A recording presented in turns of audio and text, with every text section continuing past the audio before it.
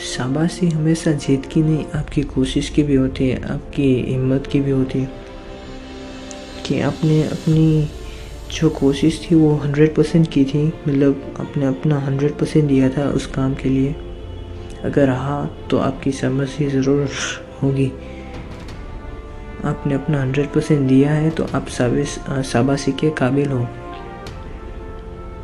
ऐसा ज़रूरी नहीं कि जीतने वाला ही शाबाशी के काबिल है। दिसंबर 1989 में भारतीय क्रिकेट टीम पाकिस्तान के सामने खेलने गई थी। टेस्ट मैच ख़त्म हो गए थे और वनडे शुरू होने वाले थे। बारिश के कारण 16 दिसंबर 89 में 20 ओवर की मैच खेलनी पड़ी थी। पाकिस्तान की सरजमीन पे खेल रहे थे, मतलब पाकिस्तान का पेशावर, आई थिंक पेशावर था, वहाँ पे खेल रहे थे। और वहाँ के लोग एकदम खींचोखींच, मतलब एक पाकिस्तान के खींचोखींच लोग भरे हुए थे स्टेडियम में। और पाकिस्तान की बैटिंग हो चुकी थी और उनकी जो होम पिच पे उन्होंने रन किए थे, करीब करीब 156 रन किए थे। उनकी बैटिंग ख़त्म हुई, हमारी बैटिंग की बारी आई। और जब हमारे के बैटिंग की बारी आई तो फिर एक के बाद एक करीब 3 विकेट धड़ाधड़ गिर गई। सामने श्रीकांत खड़ा था और अब बारी आती है सचिन तेंदुलकर की पिच पे। श्रीकांत ने सचिन को करीब आके कहा कि भाई इस बार ना हम प्रैक्टिस मैच कर लेते हैं, मतलब प्रैक्टिस कर लेते हैं आगे की मैच की, जो अगली मैच है उसकी प्रैक्टिस कर लेते हैं, तो आराम से खेलते हैं और गेम को ख़त्म करते हैं। लेकिन सामने सचिन खड़ा था, वो व्यक्ति जो 3 बार प्रैक्टिस करता है मैच में जाने से पहले, 3 बार।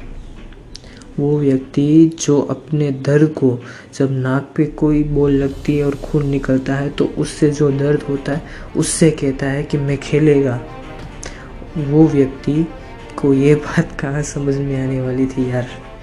सचिन बोला श्रीकांत को कि भाई एक बार ट्राई करके देख लेते हैं, है ना, एक बार ट्राई करके देख लेते हैं। तो कुछ ऐसा था कि 11 की रन रेट थी, मतलब एक ओवर में आपको पर ओवर में 11 रन करने थे। और 11 रन आसान नहीं होते दोस्त। तो इसलिए वो श्रीकांत भी हार मान लिए थे, लेकिन सचिन ने हार नहीं मान ली, वो खेल रहा था। मुश्ताक अहमद बॉलिंग करने के लिए आता है और पाकिस्तान के करीब करीब सभी बॉलर बहुत गुस्से से बॉलिंग करते हैं, मतलब है ना, बुलेट की तरह बॉल जाती है ना, वैसे बॉल जाती है, मतलब बहुत गंदी तरह से कहो या फिर बहुत ख़तरनाक तरीके से कहो, जो भी कहो, वो वैसी फास्ट बॉलिंग करते थे। तो सचिन की पहली ओवर थी, मुश्ताक अहमद बॉलिंग करता है और मानो जैसे बॉल पिच पे गिरने के बाद बैट पे लगे तो बुलेट बन के चली जाती है, गोली की तरह बॉल जाती है, ऐसी दिखती है। उसी ओवर में सचिन ने जवाब दे दिया था कि उसी ओवर में 2 6 और 1 4 मार दी थी। उसी ओवर में सचिन ने 2 6 और 1 4 मार दी थी उनकी पहली ओवर में, सचिन तेंदुलकर सर की पहली ओवर में उन्होंने।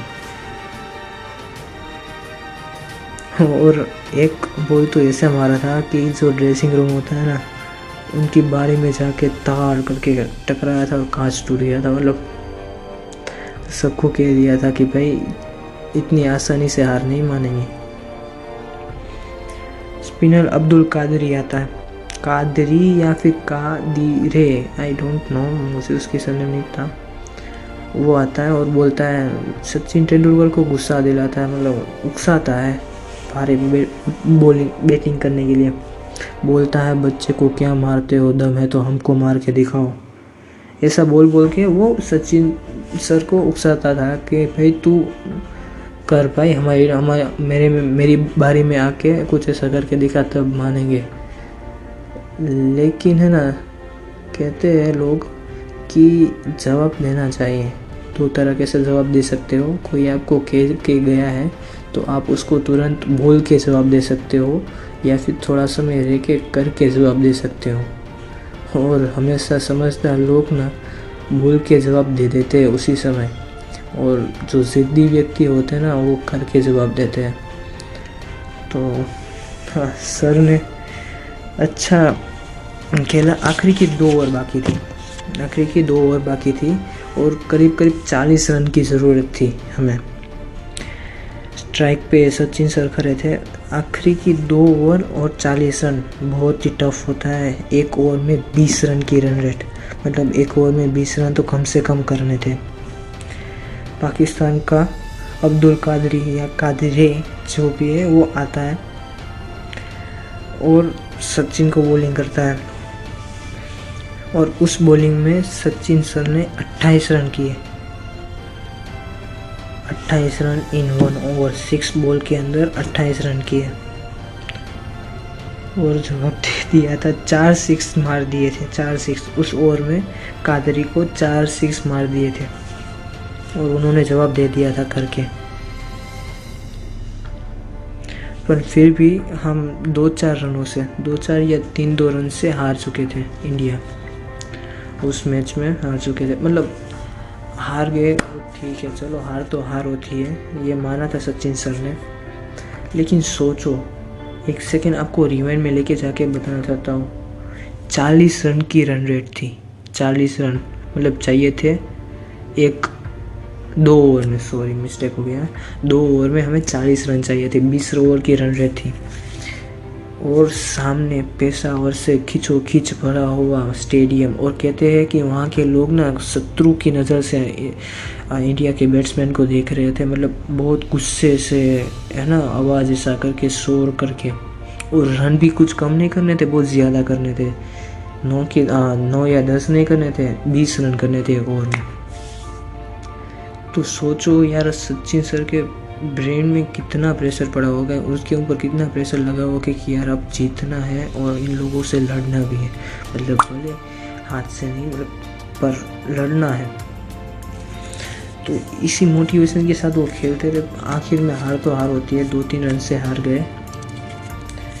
लेकिन एक बात बताओ, आपको भी शौक लगेगा, जो कादरी मैदान में कहता था कि सचिन तुझे में दम है तो मेरे ओवर में मार के दिखा, बच्चे को क्या मारता है, वो व्यक्ति मैच ख़त्म होने के बाद आता है सचिन सर से मिलने और कहता है वो कहता है बहुत आला बैटिंग, मतलब इसका मतलब होता है बहुत अच्छा खेले तुम, बहुत अच्छा बैटिंग किए तुम, शाबाश। मतलब सोचो, अपने शत्रु से ये वाक्य सुन के क्या, मतलब कैसा मोटिवेशन रहा होगा। आसान तो नहीं रहा होगा, आई थिंक। कुछ भी हो जाए यार, अपने आप को निराश मत करो कि यार मैंने ठीक से नहीं किया। अपने आप को हैप्पी रखो, मैंने ठीक से किया, फिर भले जो भी हो। अगर आपने अपना 100% दिया होगा तो आपकी शाबाशी या हो या फिर आप विजेता ही हो। आपको ये देखने की ज़रूरत नहीं है कि आप हार चुके हो या जीत चुके हो, आप विजेता ही हो। सोच लो, अगर 3 विकेट गई उसके बाद सचिन सर आए, अगर 2 विकेट के बाद सचिन सर आते तो शायद जीत चुके होते उस मैच में। लेकिन वो ज़रूरी नहीं है, आप अपना 100% दो। समय बहुत कीमती है, इसको बर्बाद मत करना। ये बहुत ही बड़ी चीज़ है। मेरे से भी कभी कभार टाइम पास हो जाता है, सच कह देता हूँ। मैं कोई इतना मोटिवेशनल स्पीकर नहीं हूँ, मैं भी सीख रहा हूँ आपकी तरह। लिस्ट लो, मतलब हमने क्या सीखा। कभी भी कार्य शुरू होने के बाद या शुरू होने से पहले उसके अंदर नकारात्मक विचार मत करो कि ये काम नहीं होगा। पहली बात जो बहुत ही अहम है, निराशा को मन के अंदर मत आने दो, उसका प्रवेश बंद कर दो। निराशा का गेट बंद, मतलब तेरे लिए नो एंट्री है। कोई भी परिस्थिति में हो, कोई भी सामने खड़ा हो और अपना आत्मविश्वास मत गंवाना। ये बात बहुत इम्पोर्टेंट है कि यार yes I can and I will succeed. और आखिर में जाते जाते एक शायरी आप सबके लिए। गुजराती में सफलता અને ખુશ કરતાં પણ માણસ નિષ્ફળતા અને દુઃખના સમયમાં વધુ શીખી શકે છે। मीन्स आप सफल हो गए हो और आप निष्फल हो गए हो, इन दोनों में फ़र्क बता रहा हूँ। आप सफल हो गए हो तो आप उतना सीख नहीं पाओगे जितना निष्फलता में सीख पाओगे। निष्फलता इंसान को बहुत सिखाती है और सफलता सिर्फ अच्छी चीज़ें सिखाती है। निष्फलता इंसान को बहुत सारी चीज़ सिखाती है जो सफलता नहीं सिखा सकती। तो जीवन में निष्फल होना भी बहुत ज़रूरी है और ऐसा कोई व्यक्ति नहीं कि जो हारने से पहले ही जीत चुका हो। कोई ना कोई व्यक्ति आज कामयाबी के शिखर पर है, वो व्यक्ति कभी ना कभी हारा तो होगा ही। कहते हैं कि हार के बिना जीत का चेहरा हमें इतनी जल्दी नहीं मिलता, तो हारना भी ज़रूरी है। तो इसी के साथ ख़त्म करते हैं हमारा वीडियो।